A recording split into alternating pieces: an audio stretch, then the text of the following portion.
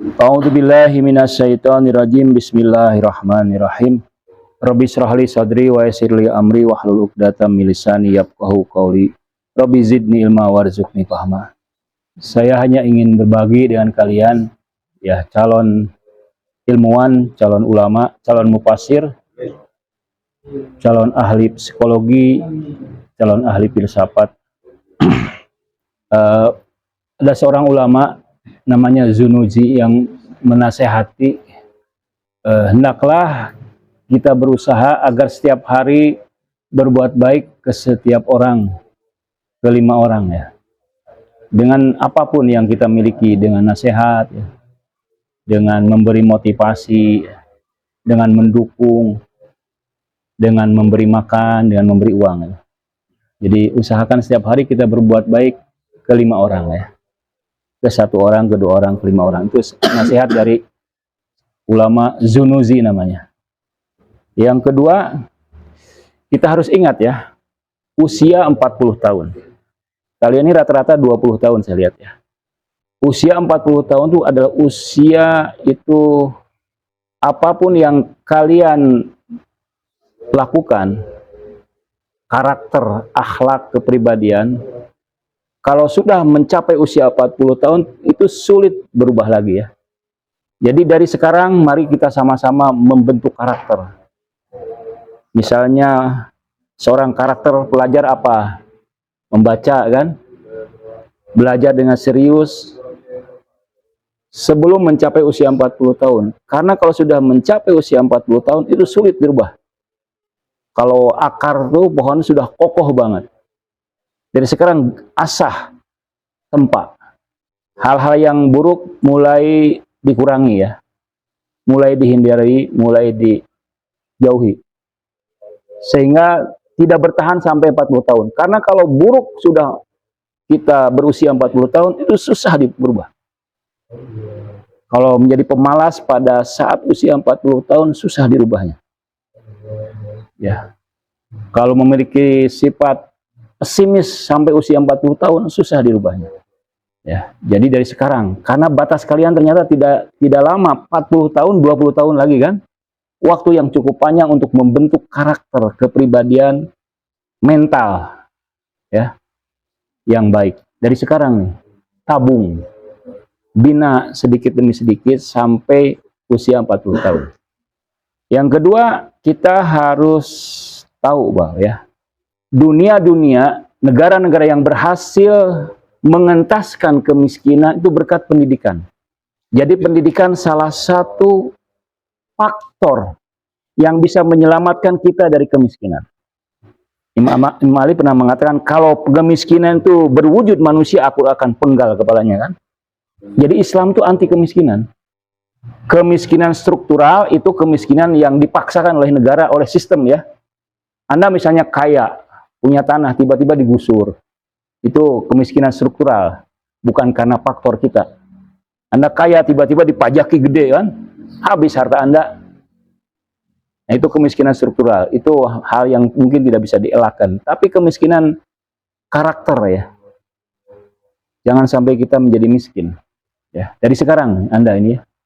Jadi tadi saya katakan bahwa salah satu faktor yang menyelamatkan itu pendidikan. Karena itu belajarlah sampai kalian. Sampai setinggi-tingginya. Walaupun kalian tidak paham. Ini ilmu apa? Ini tentang apa? Belajar selama itu baik. Jangan sesuai dengan kesukaan saya. Karena kadang-kadang ilmu yang baik, yang gratis itu mungkin kalian tidak tahu manfaatnya, kan? Sorry, filsafat. Sebagian orang kan mungkin tidak mengerti filsafat itu. Apa manfaatnya? Apa gunanya? Suatu hari kalian akan merasakan. Tafsir misalnya. Sebagian orang kan tidak suka tafsir. Pelajari tafsir itu. Psikologi demikian juga. Karena ilmu itu suatu hari akan membantu, akan menolong. Dalam Nahjul Balaghah, kan, ilmu akan menolong kita. Ilmu akan menjaga kita. Kalau harta, kita harus menjaga harta. Memelihara harta. Ilmu itu akan melindungi kita, menjaga kita. Buktinya negara-negara yang memang pendidikannya bagus, Finlandia, ya, negara-negara Barat, itu menjadi negara yang makmur pendidikan. Salah satu jalan yang menyelamatkan negara kita adalah pendidikan. Belajarlah setinggi-tingginya. Jangan nunggu nanti dulu. Nanti saya bekerja dulu. Anda bayangkan kalau Anda bekerja sambil belajar, wah itu berat. Berat itu. Jadi Anda bekerja siang hari, belajar sekolah karyawan. Kan ada sekolah karyawan kan di malam hari. Itu berat. Mumpung kalian belum punya tanggung jawab, belajarlah setinggi-tingginya. Karena itu akan menyelamatkan kita, menyelamatkan keluarga kita, dan menyelamatkan bangsa kita, desa kita. Terbukti secara faktual, pendidikan itu motor penggerak bagi kejayaan. Yang ketiga, di dunia ini tidak ada yang ideal ya. Dalam Nahjul Balagha dikatakan dunia ini campuran antara kebaikan dan kebatilan. Campuran antara yang halal dan yang haram. Campuran antara muhkamat dan mutasyabihat. Antara nasih dan mansyuh. Kita sulit menemukan tempat yang ideal. Misalnya, kalian bermimpi di sekolah yang ideal. Gurunya ideal. Kurikulumnya ideal. Asramanya ideal, tidak mungkin. Mimpi itu. Jadi, kita jangan mengandalkan lingkungan. Jangan mengandalkan guru. Jangan mengandalkan kurikulum sepenuhnya. Kita harus mandiri. Ketika tidak ada guru, tidak ada dosen masuk, belajar sendiri. Diskusi, manfaatkan. Ya, jangan wah tidak ada dosen, langsung rebahan, langsung bermain-main. Karena karakter mahasiswa itu belajar sendiri kan? Belajar sendiri. Sekarang ini kurikulum baru, jadi student center, pusatnya kalian, guru hanya fasilitator ya. Dosen ini hanya fasilitator. Kalian harus kreatif. Harus kreatif. Inisiatif. Jangan dikit ada guru ngeluh, lalu ngeluh, wah sistemnya ngeluh, ya selama kurang ideal ngeluh. Bukan begitu. Kita harus ciptakan seorang pelajar yang mandiri. Membaca tidak usah disuruh-suruh, memang harus membaca. Jangan nggak ada bukunya, cari. Belajar mandiri dari sekarang. Dunia tidak ada yang ideal, tidak ada yang sempurna. Ciptakan kesempurnaan itu oleh diri kalian. Ini fakta. Yang ketiga, profesional dalam belajar. Belajar dalam Islam itu kan luar biasa ya. Niatnya yang baik kan. Ada adab. Ada adab. Mengkritik harus adab. Berdebat harus adab. Berdebat bukan ngotot-ngototan. Bukan mencari kemenangan, tapi mencari kebenaran. Nggak apa-apa kalah. Nggak apa-apa saya disudutkan. Nggak apa-apa. Agar saya tahu dalilnya, argumentasinya. Itu adab. Harus ada adabnya. Anda tahu di pesantren-pesantren NU yang di Jawa Timur tuh, guru itu belum datang 2 kilo, dia sudah begini ya. Belum datang, gurunya jauh sekali, dia sudah adabnya luar biasa. Di kita, guru datang, cuek aja kan.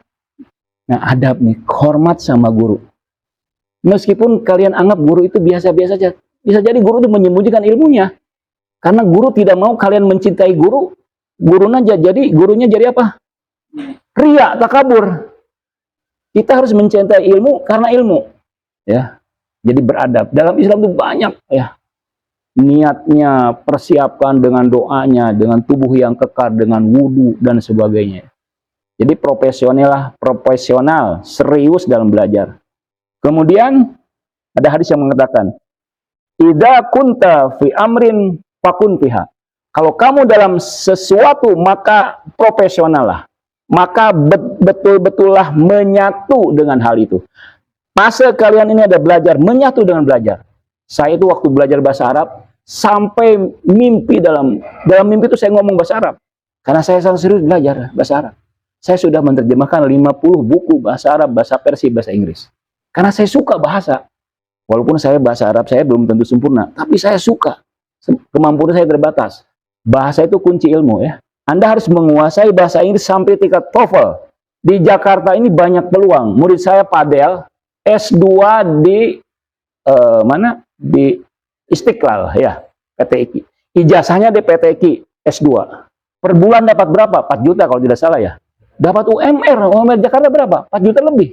Dan tiap 6 bulan ada beasiswa itu. Jadi persiapkan ya. TOEFL kalian dan kemampuan membaca kitab. Bukan tidak bisa. Bisa dari sekarang. Saya lihat di sini siapa Putra misalnya. Mana Putra? Putra itu kan tafsir ya. Tapi saya perhatikan di masjid dia ingin menguasai bahasa Arab, bertanya-tanya ya.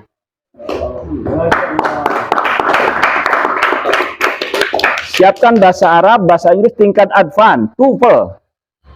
Saya nanti kasih kalian buku TOEFL. Ujiannya berat, tapi bisa. Kalian punya waktu 4 tahun, bisa. Israel bisa membuka kode rahasia, kan? Kode rahasia lebih rumit, kan?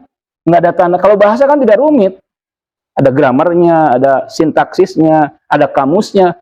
Kalau kode rahasia ada nggak? Nggak ada. Nah, bukan namanya kode rahasia kalau ada petunjuknya, kan? Israel itu jago memecahkan kode rahasia. Masa kita kalah? Kita kan belajar bahasa, bukan kode rahasia. Siapkan dari sekarang. Begitu datang ada peluang, sambut. Tiap 6 bulan itu di Jakarta itu banyak peluang. Beasiswa, kursus, keterampilan, ke luar negeri juga. Ke luar negeri itu modalnya TOEFL dan jaringan. Yang ketiga, ada pepatah mengatakan siapa yang tidak mau merasakan pahitnya dalam belajar, dia siap-siap merasakan pahitnya kehidupannya, pahitnya kemiskinan. Ya, belajar memang berat ya. Kenapa berat? Karena kita kotor. Dibersihkan dengan belajar. Tapi kalau kita bersih, belajar tuh nikmat. Belajar tuh nyaman karena aktualisasi akal, rasionalitas kita. Dan kita adalah manusia hayawanun natik, hayawan rasional. Diberi rasional yaitu makanan kita. Tapi kita ini masih hewan, untuk berpikir itu berat. Tapi kalau kita sudah memiliki istiqdad, kemampuan, maka belajar hal-hal yang makulat, kategori intelektual, belajar yang berat-berat itu nikmat. Saking nikmatnya, seorang ulama ketika sudah nikah, mau honeymoon ya, membulan madu, dia membaca dulu tuh. Dia lupa dengan istrinya. Nikmat membaca tuh berjam-jam. Kenikmatan membaca itu, kemampuan membaca lama itu akan berkurang kalau kita sering melihat konten-konten receh. 3 menit, 4 menit, 5 menit, itu membuat berpikir kita lembek. Singkat-singkat sehingga kita tidak mampu berpikir panjang, membaca panjang, berkonsentrasi panjang, fokus panjang. Nah itu, penelitian ini membuktikan. Meskipun konten itu berkualitas, kalau singkat-singkat membuat otak kita singkat. Tawajuh kita rendah, lemah. Nah itu, kurangi ya. Mulailah, kalau melihat konten yang bagus, yang 1,5 jam. Endgame, tau gak? Ada YouTube Endgame kan? Siapa itu? Wirawan ya. Judulnya Endgame itu. Itu 1,5 jam. Dan tahu yang menontonnya 70 juta. Ternyata banyak yang penggemarnya ya. Menyimak konten 1,5 jam itu kan berbobot, berat lagi. Tapi banyak peminatnya. Karena sebetulnya orang itu suka konten-konten yang berkualitas. Ilmu kita itu berkualitas. Maka kita akan bisa menyajikan ke khalayak umum yang rindu dengan konten yang berkualitas. Meskipun 2 jam, meskipun 3 jam. Konten is king. Konten adalah raja. Bukan medianya, bukan desainnya, tapi isinya. Kalau isinya berkualitas, itu disukai. Dan kita memiliki ilmu yang berkualitas, yang bisa dibuat konten. Kemudian, agar kita kuat, kalian perlu jamaah. Ini jamaah kalian. Yadullahi fauqa aydihim ya. Yadullahi ma'a jamaah. Ini jamaah kalian. Pendukung kalian. Membuat mental kalian kuat. Membuat semangat kalian terjaga. Jagalah relasi di antara kalian ya. Jangan ngantuk ya. Masya Allah. Jagalah hubungan di antara kalian. Saling nasihat menasehati, saling mendukung. Jangan saling membuli, jangan saling menghina. Walaupun main-main. Walaupun sekedar bercanda-canda, jangan. Kalau mau bercanda, sendirian bercanda di WC. Karena orang belum tentu suka dengan candaan Anda. Apalagi menyebut orangnya, menyebut namanya, menunjukkan dia, menunjukkan kelemahan dia, bercanda-canda, bergurau. Orang itu belum tentu suka. Hati-hati ya kalau bercanda ya. Candalah yang umum-umum ya. Jangan menjurus pada seseorang. Agar hubungan kita tetap harmonis. Hubungan kita tetap akrab, tetap hangat. Ini rezeki kalian suatu hari itu berasal dari teman-teman kalian. Berasal dari jaringan. Teman saya ahli geologi, bertahun-tahun nggak punya pekerjaan, ditelepon, gue punya lowongan, ada lowongan kosong, lu mau gak? Karena jaringan kan di-maintain, dijaga ya. Akhirnya dia bisa bekerja berkat teman-temannya. Saya bekerja karena jaringan, karena perkenalan, karena pertemanan. Jadi jagalah ya. Jamaah ini jamaah kalian. Kekuatan tuh dalam jamaah. Jaga, pelihara. Saling amar ma'ruf nahi munkar. Kalau ada yang error, ingatkan. Kalau ada yang salah, ingatkan. Karena persahabatan kita abadi nanti terus sampai hari kiamat. Kemudian persiapkan dari sekarang, kalian menciptakan lingkungan yang baik, ekosistem yang baik. Kita punya jaringan di Istiqlal, ya kan? Ustadz Abbasi itu dekati dengan kalian. Istiqlal itu kan situs yang semua tokoh berkumpul di sana. Orang-orang penting datang di Istiqlal kan? Kita punya jaringan di sana tuh, punya ekosistem, punya habitus lewat Dr. Abbasi. Dekati kalian. Kita perlu jaringan-jaringan yang banyak, ekosistem yang banyak ya. Banyak kita ciptakan ekosistem, habitus, lingkungan baru yang bagus. Karena di sana akan muncul peluang-peluang bagi masa depan kalian. Demikian, mudah-mudahan bisa bermanfaat. Wassalamualaikum warahmatullahi wabarakatuh. Waalaikumsalam.